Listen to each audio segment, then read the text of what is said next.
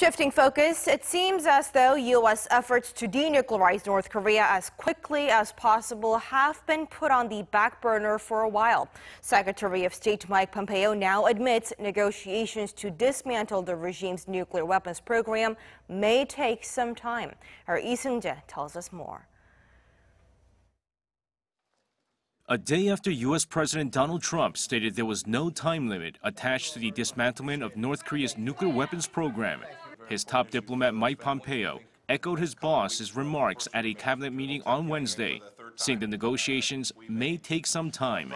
Pompeo added that the talks between the U.S. and North Korea will be taking place against a backdrop of the continued enforcement of existing sanctions.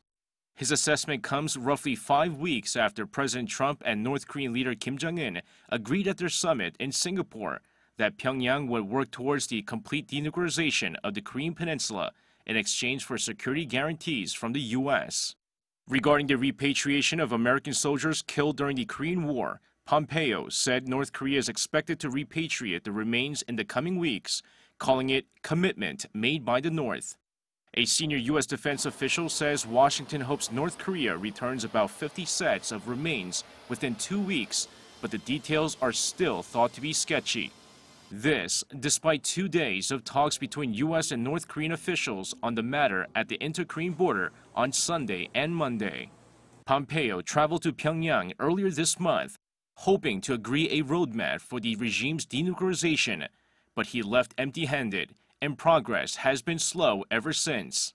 North Korea even issued an angry statement as soon as he left, accusing his delegation of making gangster-like demands of the North. However, despite the bluster, Pompeo is keeping his chin up, saying while more work is needed, the two sides find themselves in a, quote, very hopeful place.